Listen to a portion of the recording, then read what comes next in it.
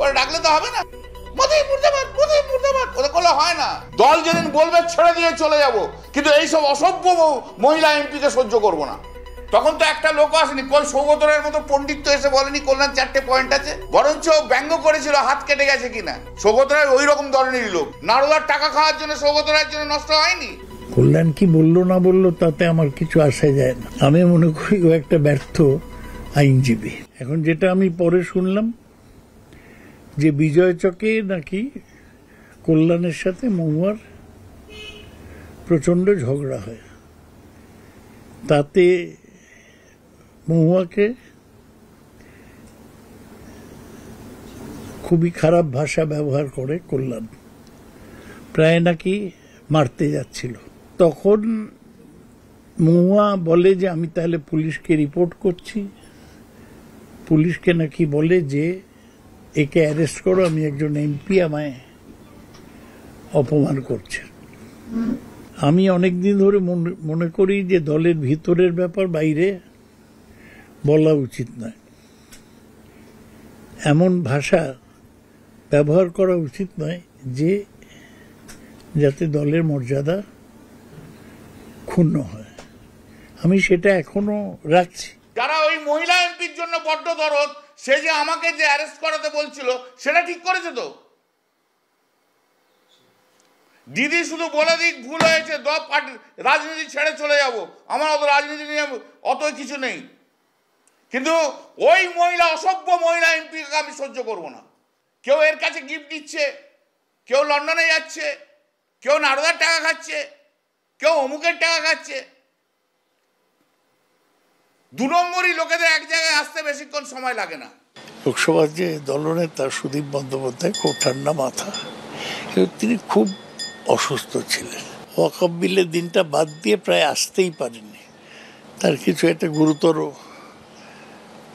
শারীরিক সমস্যা হয়েছে, তার ফলে আগে যা কিছু সুদীপ সেটা ম্যানেজ করতো এবং সেটা মমতা ব্যানার্জিকে জানাতো, সেইটা ইদানিং হচ্ছিল না। হয়তো কারুর হাতে বেশি ক্ষমতা চলে যায়, তিনি অপব্যবহার করেছেন। আপনার দলেরই সাংসদ, সব তো দলের মধ্যেই ঘটে, অন্য দলে কি ঘটে না? কোন পাওয়ারটা অপব্যবহার করেছে সেটা সৌগত রায়কে তো বলতে হবে। কোন পাওয়ারটা অপব্যবহার করেছে সেটা তো সৌগত রায়কে বলতে হবে। সৌগত রায়কে তো শোনো, আমাদের দলে দিদির ছাড়া দিদি যা বলে তাই হয়। দিদি যা বলেছে সেই অনুযায়ী আমি বলেছি। সুদীপ বন্দ্যোপাধ্যায় তো ওই দিন ওয়াকফ বিলে ছিল, তার আগে আমি সুজিতাকে ফোন করেছি। সুজিতা বলেছে না তুমিই বলবে, জিজ্ঞেস করো সুজিতাকে।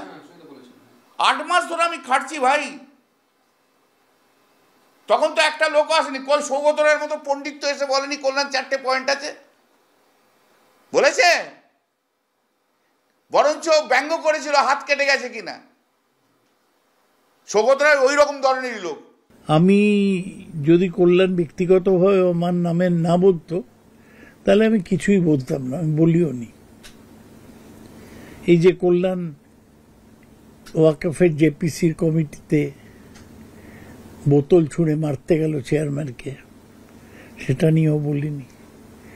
কল্যাণ যে মন্ত্রী জ্যোতিরাদিত্য সিন্ধিয়াকে লেডি কিলার বলে তারপর তার থেকে ক্ষমা চাইল, আমি সেটাও লোককে বলিনি। আমি মনে করি আমরা জনপ্রতিনিধি, আমাদের একটা ডিগনিটি এবং ভদ্রতা রক্ষা করা উচিত। দলের ভাবমূর্তি অনেক কারণে নষ্ট হয়, সৌগত রায়ের জন্য তো নষ্ট হয়েছে। সৌগত রায়ের জন্য নষ্ট হয়নি, নারদার টাকা খাওয়ার জন্য সৌগত রায়ের জন্য নষ্ট হয়নি। এই তো কালো একটা ভিডিও এসছে, তাতে বসে বসে সিগারেট খাচ্ছে একটা মিটিংয়ে, তার জন্য দলের ভাবমূর্তি নষ্ট হয়নি। সৌগত রায়ের জন্য অনেক ভাবমূর্তি নষ্ট হয়েছে। সেদিন তো সৌগত রায় পালিয়ে যেত গো। 2016, 17, 18 কথা ভাবো না, যখন চোর চোর চোর চোর করতো, নারদার একটা যাদের নামে হয়েছে তার একটা এমপি বসে থাকতো, সেই তো আমাকে বসে বসে শুনতে হয়েছে। ভাবমূর্তি নষ্ট তো সৌগত রায়রাই করেছে নারদার থেকে। কল্যাণ কি বললো না বললো তাতে আমার কিছু আসে যায় না। আমি মনে করি ও একটা ব্যর্থ আইনজীবী কিন্তু আমি সবার জানার জন্য বলতে চাই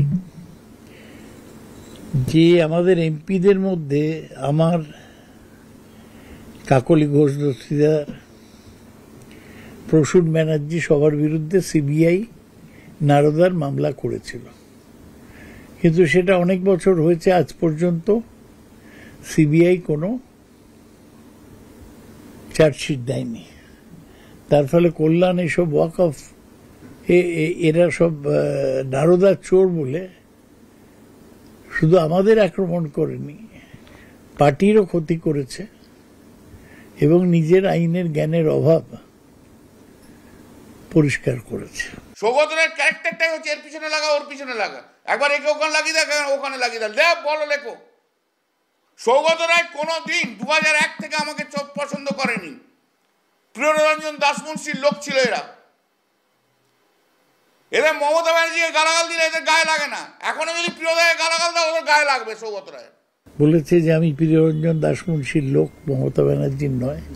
আমি নিশ্চয়ই প্রিয়রঞ্জন দাসমুন্সির ঘনিষ্ঠ ছিলাম, কিন্তু আমি 2001 থেকে একটা না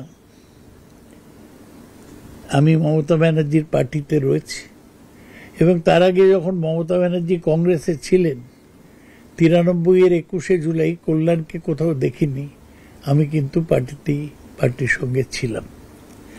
আমার কল্যাণের থেকে সার্টিফিকেট নেবার দরকার নেই।